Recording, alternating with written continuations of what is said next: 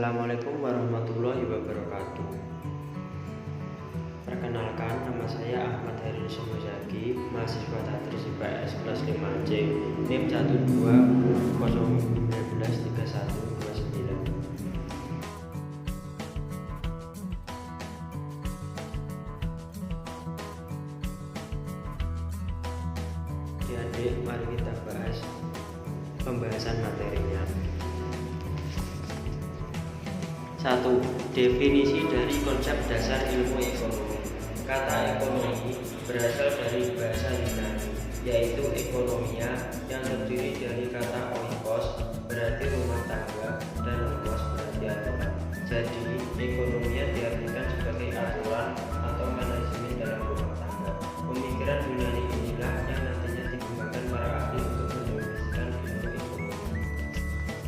Dalam Kamus Besar Bahasa Indonesia, ilmu ekonomi merupakan cabang ilmu yang tertuju pada asas-asas produksi, distribusi, konsumsi, serta sebagai hal yang menyangkut pemakaian barang atau kekayaan.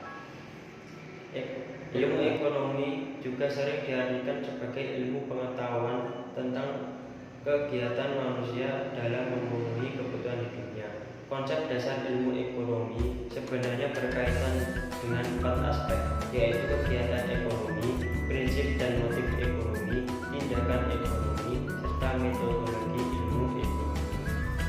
Pembagian ilmu ekonomi. Menurut Alfred Stoiber, kajian ilmu ekonomi terbagi menjadi 3 kelompok, yaitu ilmu ekonomi deskriptif, terapan, dan teori ekonomi. Yuk kita bahas satu persatu dari masing-masing jenisnya.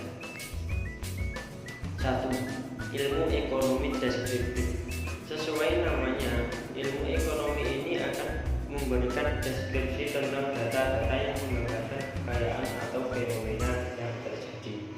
Contoh dari ilmu ekonomi deskriptif yaitu gambaran mengenai krisis moneter pada tahun 1998 di Indonesia.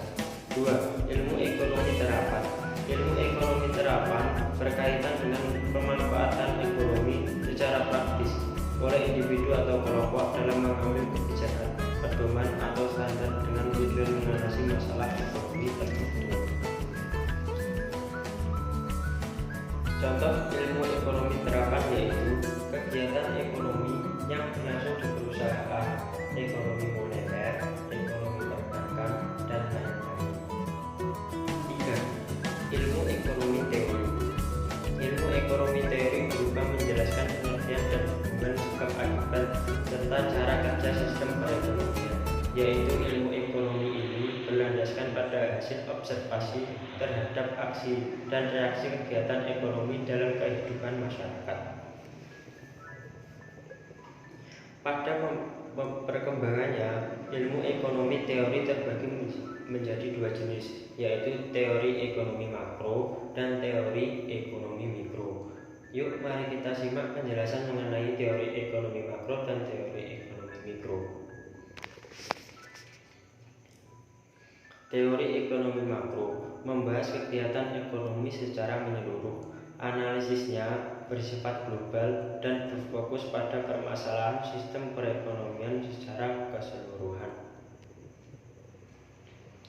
Contohnya, pengangguran, inflasi, suku bunga, dan pertumbuhan stagnan.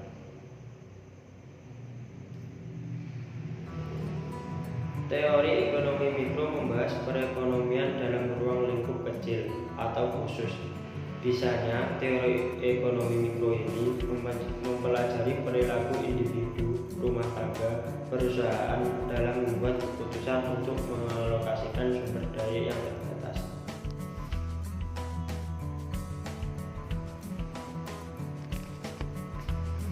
Permasalahan ekonomi yang sering terjadi dalam teori mikro ini ialah menempatkan harga pasar, kenaikan harga bahan bakar, praktik monopolistik, dan panjangnya saluran distribusi. Konsep dasar ilmu ekonomi tidak dapat terlepas dari prinsip, tindakan, dan motif ekonomi dalam kehidupan masyarakat.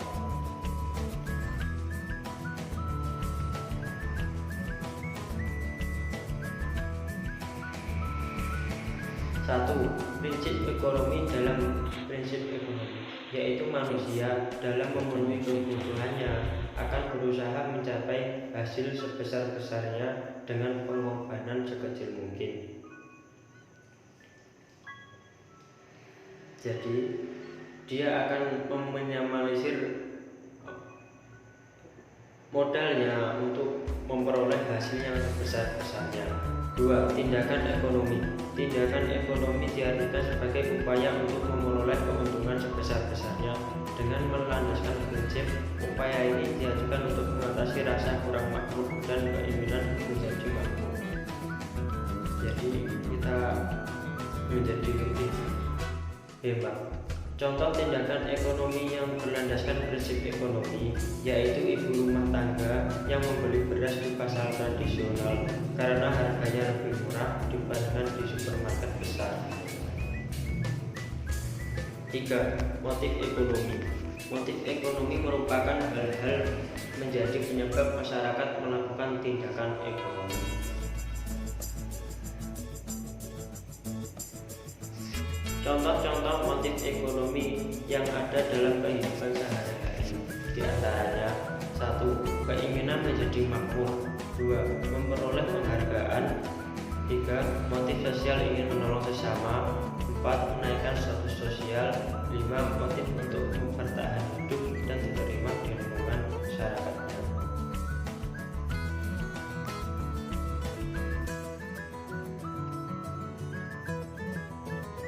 Tujuan dasar ilmu ekonomi itu sebenarnya memang memastikan manusia memenuhi kebutuhan ekonominya, tapi tetap memperhatikan sifat sumber daya yang terbatas, sehingga memenuhi kebutuhan manusia tidak membuat kelangkaan hingga di sekitar.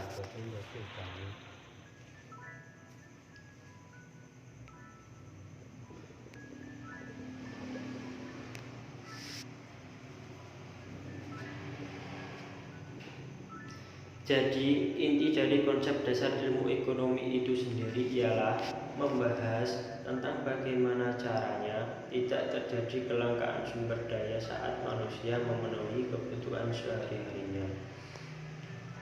Nah, ternyata faktor penyebab kelangkaan itu pun beragam loh. Apa saja kira-kira? Daripada penasaran, yuk mari kita simak saja pembahasannya satu persatu. Keterbatasan sumber daya. Kemampuan manusia mengelola sumber daya terbatas karena kurangnya tenaga ahli dan profesional. Perkembangan teknologi yang merusak lingkungan, perilaku manusia yang terdampak negatif terhadap sumber daya.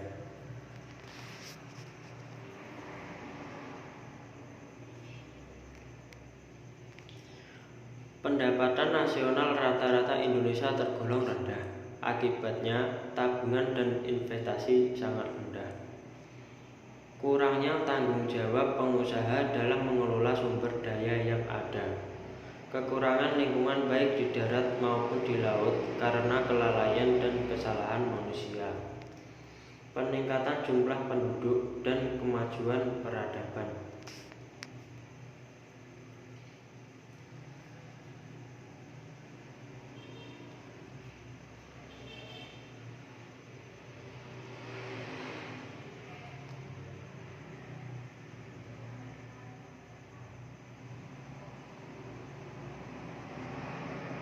Untuk mengatasi masalah kelangkaan semacam ini, diperlukan ilmu atau studi yang mengkaji tentang cara menggunakan sumber daya dengan sangat efisien. Salah satu cara yang dapat digunakan untuk mengatasi kelangkaan adalah membuat skala prioritas. Kira-kira apa sih skala prioritas itu?